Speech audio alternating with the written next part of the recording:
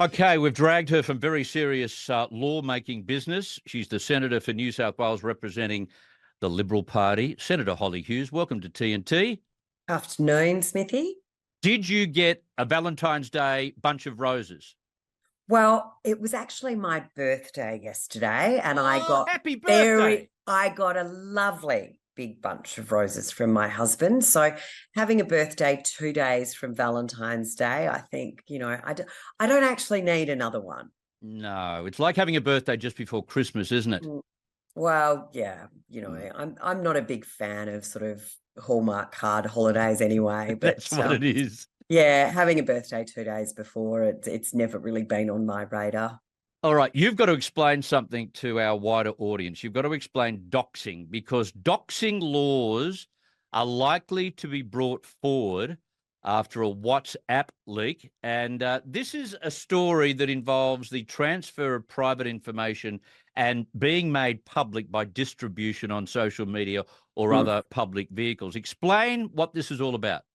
Look, my understanding is that it comes from the term document, that you're basically sharing a document. And so that's how they sort of came up with the term doxing.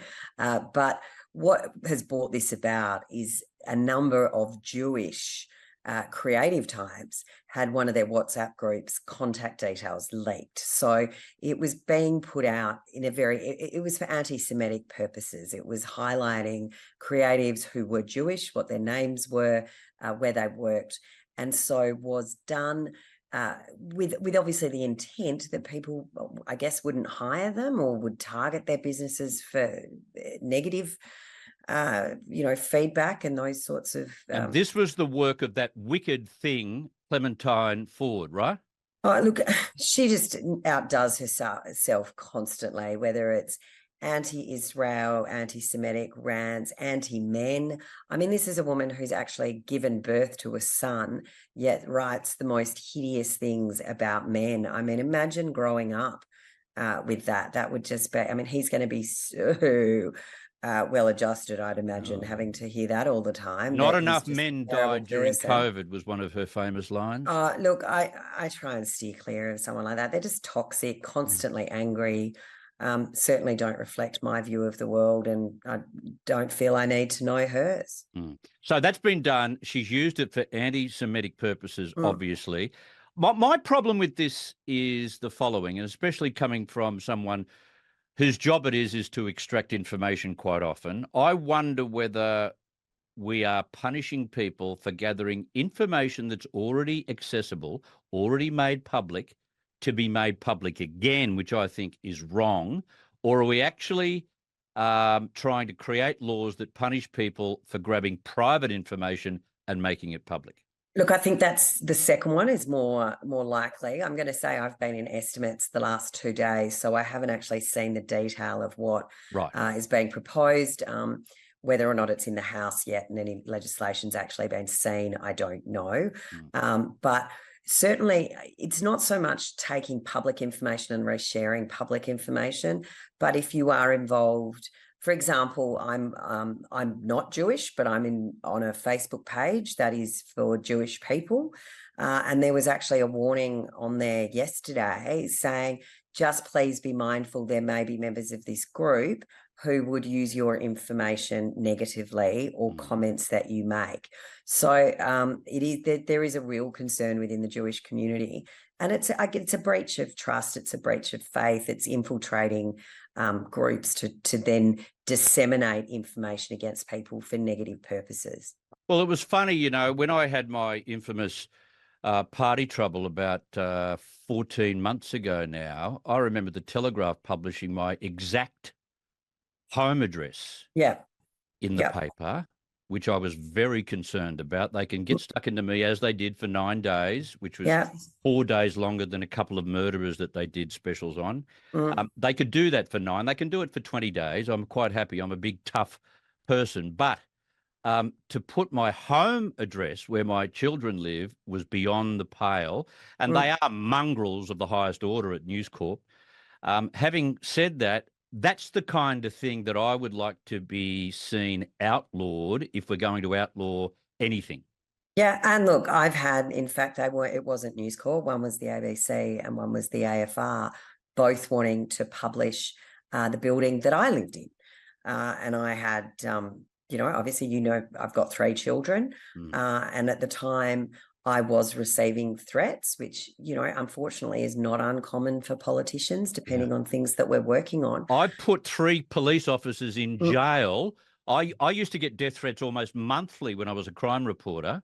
Yeah. All of that matters in our lives. We actually have real lives. We're not plastic people. No. And consideration needs to be taken of the fact that we are human beings. Absolutely. And, as you said, you owned your incident. I've had policy positions and different things that people haven't liked that I've come under attack for. But my children are conscripts. My husband is a conscript. They did not sign up to public life and they have a right to their privacy. And I think publishing people's home address in this day and age is just beyond the pale. And I mean, the fact that I had to engage a lawyer to basically stop my home address being put into a broadcast story, television story, I just felt was extraordinary. How dare they? How dare they? All right, so we've explained that to people, but as I say, if it's public information and it's not very personal, like someone's home address, I think that there needs to be a fine balance in these set of laws. All right. Detainees. Now, we spoke about this at length with Mark Latham yesterday. There are something like 7 murderers and 37 sex offenders, including child sex offenders, as part of that detained group that were allowed to leave and set up mostly, apparently, in New South Wales and Victoria. Why hasn't the government moved fast enough to pull these criminals back into line and put them back into detention? Well, it's not a matter of moving fast enough. They haven't moved at all. They have made 0 applications for any of these people to be redetained. Well, that would be a fabulous question if they would answer it, and the government will not answer it. They are running a protection racket around Andrew Giles. He cannot even answer how many of them are wearing ankle bracelets. They do not know where they are. It is just absolutely disgusting. The one job of a government, job aside from everything else, is keeping Australians safe. Yes. And on this front, this government is failing and failing time and again. At the end of last year, when they responded to this High Court ruling and actually released, once the High Court had put its reasons out, it looked like they had released far too many people because the ruling only applied to one person. But since then, we, got through a whole lot of, we worked constructively. In fact, the time people were saying Peter Dutton was running the government from the opposition office, leader of the opposition office, because we had drafted significant number of amendments. Albo was out of the country, so Richard Marles got on with the show, accepted the amendments. We sat late to make sure that we could legislate it. So there is legislation in place, but Andrew Giles has done nothing with it. Unacceptable. But it was only when he was called out in Senate estimates and by Senator Patterson to ask questions where these people were, what had happened, how many had been redetained, that we found out that, Andrew Giles is now saying, but the bar's so high, we don't want to apply for one and have it knocked back. Well, what are we, a couple of months past? If that's the issue, it could have gone back to be re-legislated. That's the whole point of making laws, is that, there needs to be tweaking of it. These things happen all the time. So if this hadn't been sort of weeded out at Senate estimates, would we even know now? They just don't know what to do when they come to serious issues, don't they? They love all the easy stuff. They do easy stuff easy. And but when it comes to something difficult, they're like a deer in the headlights. Anything that's serious, they have absolutely no concept of what to do. People, the stage 3 tax cuts that they've walked back from, we all know this is about the Dunkley by-election. It's not about tax reform. Tax reform should never be put in a cost of living frame. No. When it comes to national security, we've now got people that have been returned to Nauru after arriving for the first time in 9 years. It's just, these guys just absolutely on national security, on any significant reform, anything that is long lasting, except industrial relations, they are all at sea. Yeah, Industrial very, very relations, they'll jam through whatever the union mates have drafted for them. I've got Senator Hollie Hughes with me right now. Boy, haven't these IR laws become a thorn in the side for Tony Burke? I guess he knew they were going to be tough to make law, but they've unravelled almost every week. The right to disconnect in particular, which is another thing we need to explain to our viewers in other parts of the world, which is this daft idea that although we're a global village, we've got to be more insular from the rest of the world and make sure that workers can't do things after hours that they don't want to do. Don't be contacted. Make sure you're isolated, and things can't be done after 9 to 5. So the right to disconnect is the backward, primitive way that the IR laws will go. This is from Out of Hours Communications. But it's not only ignoring that we do work in a global marketplace, Hollie Hughes, but as business argues this week, it will work the other way, and time off given to staff to pick up their kids and have appointments attended during the day will no longer be available. What a clunker of a policy. Look, it's just insanity. But, the best part, if you want to think about the ridiculousness of this government, is they obviously hadn't even read the amendments that were put forward by the Greens, because they voted for last week in the Senate that employers could be sent to jail if they did this. It's their incompetence just never seems to end. It is boundless, their inability to actually function as a decent government. This is being pushed by the unions. I don't know about you, but when you hire people, when you run a business, you want to keep your people. You don't want to completely drive them mental and crazy. So most bosses, I would suggest, would only ever do these sorts of things Exactly. if they absolutely had to. Otherwise, they pick up their pencil and paper and go and find another job. Look, absolutely. And particularly in the current economic climate where people are desperate for staff, if you were one of those horrible bosses that was calling people on a Sunday expecting them to go to the office when, they've got a Monday to Friday job, you probably lose them pretty quickly. If you were a shift worker in something like aged care or nursing, or even some of the other professions that are so desperate for people, if you were unhappy with the way the boss was treating you, it would be reasonably easy to pack up and move. I think it's such an overreach. But, I literally just got a message from my assistant saying, can I work different hours tomorrow? Because she's got an appointment at 5 o'clock tomorrow night. And she wants to work different hours. I'm almost like, just go. You don't need. But that she's very diligent, so I do everything I can to make sure I keep her. She's excellent. But, as a boss, you want to be flexible. You want to provide that flexibility.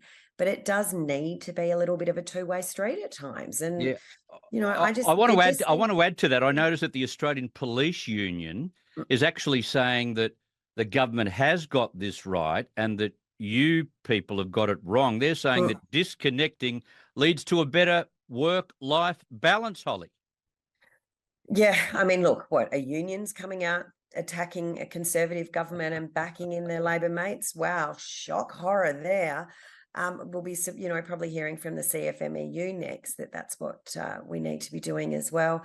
Look, I saw that story where the police were saying that, more senior police would call them at 3 o'clock in the morning to ask for a bit of paperwork. Again, I find that extraordinary, difficult to believe. These are shift workers. It just all doesn't make terribly much sense to me, their claims that they're making. Look, I think any reasonable boss, if they rang you or emailed you and you said, listen, I'm at my kid's birthday party or I'm out with family, whatever they're going to go, don't worry about it. No one. And the other thing, political staffers here are currently in Canberra pushing for a massive pay rise. But our staff, rather than overtime, we have a point system that can get allocated to them, which basically compensates for any sort of complex overtime form. My staff are here that he used to work at a network. We both know. We know him. We both know him. He's here with me for estimates. We left here after 11 o'clock last night. You know, we're in at 7 in the morning when it's estimates week, but he gets paid a certain amount over and above his wage to compensate for that. So, you know, it's That's just the way it should be done. Yep. I Pretty just think, simple. you know, it just, do we have to legislate sense? That's Ah, the thing. You know, it's just yes. common sense. It's working well with your staff. It's working with your boss. I just think it's, you know, Yes. unnecessary red tape. We just want to legislate everything. We want to put rules in place. They'll be putting rules in place about how much oxygen we can take next. All right, one last one before I go. How's that little fellow Adam Bant going, pretending that he knows the first thing about economics and suggesting that we don't have a housing policy, although it's an inferior housing policy, unless we get rid of negative gearing? Does he know what happened to this country when Paul Keating tried to get rid of negative gearing? Look, these guys have no comprehension of economics whatsoever. I mean, Dumbos. I refer to them as the unicorn farmers. They just have no clue what's going on in the real world. Most people with negative geared properties are mum and dad investors. Yes. Some have maybe one, maybe two. They've worked hard. They've invested. They've put stuff away. Maybe there's one that, you know, they do have as an investment, but one's, you know, for their kids. Whatever it might be. But one thing we do know, if you put a tax on something, the price goes up. Yeah. So if you put a tax on owning an investment property, guess what owners are going to do? They're going to put the rent up for everybody. They absolutely don't understand consequences. No. And you know, what doesn't matter what situation it is, if you let the Greens in, they'll make it worse. Exactly. When are people going to wake up and just don't vote for them at all? They're just clowns. Morons. Absolute morons. You get back to your morons, your colleagues out there, and we'll talk again. Happy birthday and happy Valentine's Day. To you too, my darling. See you soon. Thank you. Good on you. Senator Hollie Hughes on the phone there. There you go. Fantastic to have her on the program. And interesting to hear how much we meddle in the Constitution and the law. We like to change things all the time. There have got to be extra laws and extra regulations to follow. Can you just leave us alone? Get out of our lives. We don't want laws about when we can talk to our boss, because if our boss is a bastard, we'll go and find another job. Simple. It's pretty simple.